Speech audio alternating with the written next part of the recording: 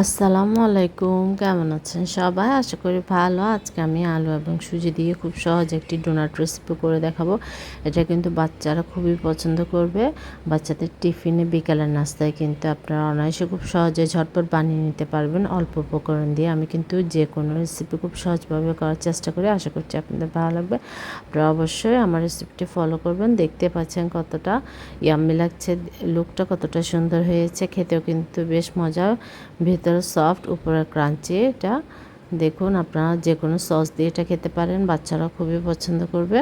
এখানে আমি 2টি বড় সাইজের আলু খোসা ছাড়িয়ে নিয়েছি আর এরকম একটি গ্রেটার নিয়ে নিয়েছি। এই গ্রেটারটা দিয়ে আমি ওগুলো গ্রেট করে নিচ্ছি। আমি বাটিতে কিন্তু আগে থেকে অল্প পরিমাণ পানি নিয়ে নিয়েছি, কারণ আলু থেকে যে একটি কষ বের হয়, যার কারণে কিন্তু আলুর কালারটা নষ্ট হয়ে যায়, কালো হয়ে যায়। যার জন্য আমি আগে থেকে ওখানে পানি নিয়ে এটা গ্রেট করে নিচ্ছি। ভালো করে কষলিয়ে যে রসটি বের হয় সেটা বের করে আমি পানি ঝরিয়ে আবার ক্লিন করে নিয়েছি। এবার এখানে আমি সামান্য আধা কাপের মতো হবে পানি দিয়ে আমি আলুটা সিদ্ধ বসিয়ে দিয়েছি।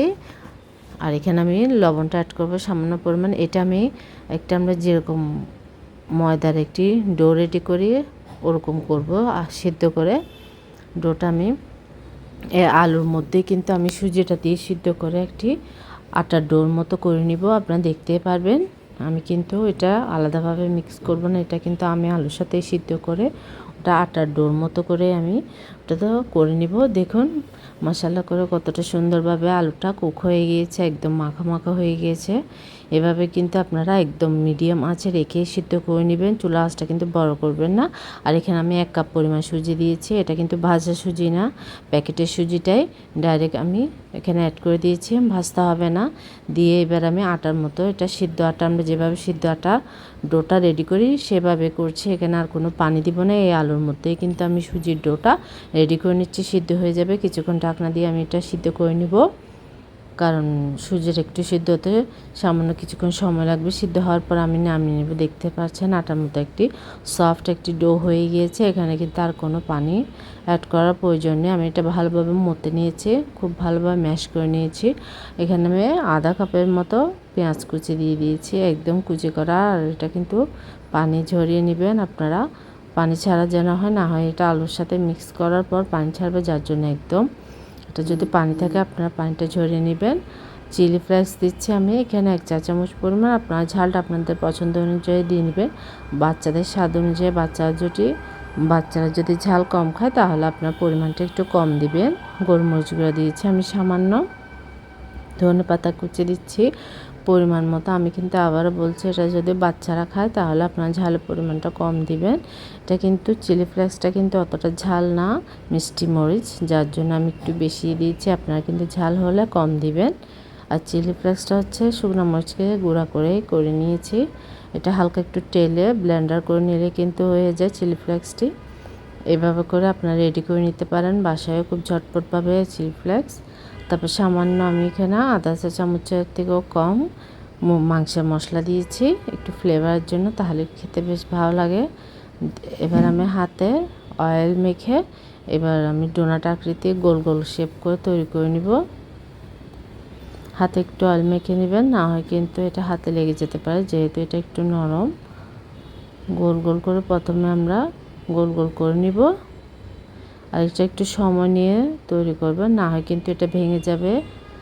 এটা কিন্তু মুখে বলে বোঝানো যাবে না কিভাবে করতে হবে, আপনার জাস্ট একটু লক্ষ্য করলে বুঝতে পারবেন এটা আমি কিভাবে বানিয়ে নিচ্ছি। এভাবে একটু হালকা চেপে চেপে একটু সময় নিয়ে আপনারা গোল করে নেবেন, আপনাদের পছন্দ অনুযায়ী সাইজে করে নেবেন। যারা বড় করতে চাইলে বড় করতে পারেন, আর ছোট করতে চাইলে ছোট করতে পারেন। এভাবে করে কিন্তু প্রত্যেকটা ডোনাট আমি প্রথমে আমি চপের মতো করে টিকিয়ার মতো করে তৈরি করে নিচ্ছি। এরপর আমি ডোনাটের শেপটা দিব।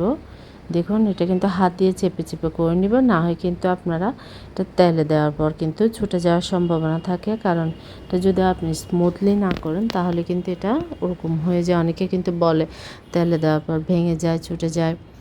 আমি এবার একটা নোজেল নিয়ে নিয়েছি, কারণ নোজেলের মুখটা দিয়ে কিন্তু আমি ডোনাটের মাঝখানে অংশটা কেটে নিচ্ছি। আপনারা চাইলে যে কোনো কুকি কাটা দিয়ে বা যে কোনো কিছুর ঢাকনা দিয়েও কিন্তু আপনারা এই মাঝখানের শেপটা করে নিতে পারেন। এটা আপনাদের কাছে যার কাছে যেটা অ্যাভেলেবেল থাকবে সেটা দিয়ে করে নিতে পারেন। আমি নজলের এই মুখটা দিয়ে করে নিচ্ছি। করার পর আমি হাত দিয়ে সুন্দরভাবে একটু চেপে শেপটা সুন্দর করে নিচ্ছি। এভাবে করে কিন্তু আমি সবগুলো ডোনাট রেডি করে নেব। খুবই সুন্দর, আর এটা একটু আলতো হাতে করতে হবে, না হয় কিন্তু ভেঙে যাবে আপনার।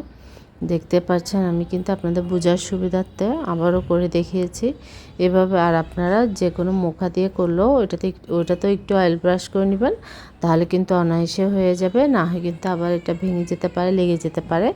দেখুন এভাবে করে আমি সবগুলো করে নিব। এরপর কিন্তু আমি এটা ব্রেড ক্রাম আর ডিমের মধ্যে গড়িয়ে আমি ডুবা তেলে ভেজে নিব। এটা খুবই সিম্পল কিন্তু খেতে বেশ মজা। আপনারা মেহমানদেরকেও এটা দিতে পারেন, ফ্রোজেন করে রাখতে পারেন। এভাবে তৈরি করে আপনারা এভাবে যে কোনো একটা ট্রেতে বা জিপলক ব্যাগে ভরে আপনারা 1 মাস পর্যন্ত সংরক্ষণ করতে পারেন। আপনারা জাস্ট ভাজার 10 মিনিট আগে বের করে নেবেন, একটু নর্মাল তাপমাত্রায় করে আপনারা এটা ডুবো তেলে ভেজে নিলে কিন্তু হয়ে যাবে। এটা ফ্রোজেনও করতে পারেন বাচ্চাদের টিফিনের জন্য। দেখতে পাচ্ছেন আমি একটি ডিম নিয়ে নিয়েছি আর ব্রেড ক্রাম নিয়ে নিয়েছি। নিয়ে এবার আমি প্রথমে ডিমের মধ্যে ডিপ করে নিব, এরপরে ব্রেড ক্রামে গড়িয়ে এভাবে করে সবগুলো আমি কোট করে নিব। আর আপনারা সবসময় কাঁটা চামচ দিয়ে ডিমের মধ্যে ডুবিয়ে নেবেন, না হয় কিন্তু অনেকটা পরিমাণ ডিমও নষ্ট হয়, অনেকটা পরিমাণ ব্রেড ক্রামও নষ্ট হয়। হাতের সাহায্যে যদি করতে চান হাতে ডুবিয়ে আবার যদি আপনারা ব্রেড ক্রামে কোট করেন, এর কারণে কিন্তু অনেকটা পরিমাণ নষ্ট হয়, অনেক কিন্তু মেসিও হয়ে যায়। যার জন্য আপনারা আমার এই ট্রিক্সটা ফলো করতে পারেন। আমি কিন্তু এভাবেই করি, যার কারণে অনেকটা পরিমাণ সেফ হয়, অনেকটা পরিমাণ খুব সুন্দরভাবে স্মুথলি পরিষ্কারভাবে কিন্তু এটা কোট করা হয়ে যায়। যে কোনো কিছুর ক্ষেত্রে আপনারা এটা ফলো করে করতে পারেন, তাহলে কিন্তু খুব সুন্দরভাবে আপনারা কোট করে নিতে পারবেন। দেখুন এভাবে করে আমি সবগুলি কোট করে নিব। নিয়ে এবার এইরকম কোট করেই কিন্তু আপনারা একটা ট্রেতে করে আপনারা কয়েক ঘন্টা ডিপ ফ্রিজে রেখে ফ্রিজ আপ করে আপনারা আবার জিপলক ব্যাগে ভরেও ফ্রোজেন করতে পারেন।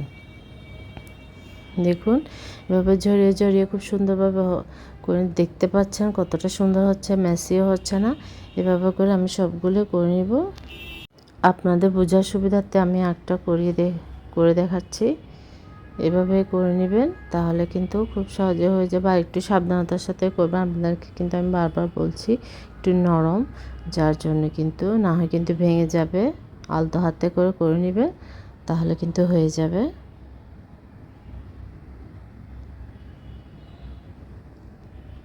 দেখুন সবগুলো রেডি হয়ে গিয়েছে। এবার আমি ডুবো তেলে এটা ভেজে নিব।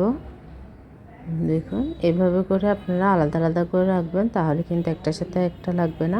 আমি চুলায় কড়াই দিয়ে দিয়েছি, কড়াই দিয়ে আমি পরিমাণ মতো তেল দিয়ে দিয়েছি। আর এটা কিন্তু ডুবা তেলে ফ্রাই করতে হবে, তাহলে কিন্তু আপনার ফ্রাইটা খুব সুন্দরভাবে ক্রাঞ্চি হবে, উপরে ক্রিসপি হবে, ভিতরে সফট হবে। আপনারা যদি এটা অল্প তেল দিয়ে ভাজেন তাহলে তেলটা শোষণ করে নিবে, এটা তেল তেল হয়ে যাবে, তেল চুপসা চুপসা হয়ে যাবে, এটা খেতেও ভালো লাগবে না। এটা কিন্তু একদম ভালো হবে না, আপনার ভাজাটাও ভালো হবে না, খেতেও ভালো লাগবে না, দেখতেও সুন্দর লাগবে না। যার জন্য আপনারা কিন্তু এটা অবশ্যই ডুবা তেলে ভাজবেন, তাহলে কিন্তু খুবই সুন্দর হবে। আর তেলের পরিমাণটাও কিন্তু কম শোষণ করবে। কিছু ট্রিক্স ফলো করলে কিন্তু আপনারা খুব সুন্দরভাবে এটা তৈরি করে নিতে পারেন। দেখুন উল্টিয়ে পাল্টিয়ে এটা কিন্তু মিডিয়াম টু হাই রেখে আমি ভেজে নিচ্ছি, যেহেতু সব কিছু কুক করা। আর ফ্রিজে রাখলে কিন্তু মিডিয়াম আঁচে রেখে প্রথমে হালকা ফ্রাই হওয়ার পর তারপর আপনারা চুলা আঁচটা হাই করে দিবেন। এভাবে করে কিন্তু ভেজে নেবেন। আমি উল্টিয়ে পাল্টিয়ে সবগুলো ভেজে নিয়েছি। আশা করছি আপনাদের ভালো লাগবে। বলতে সরি, আল্লাহ হাফেজ, আসসালামু আলাইকুম।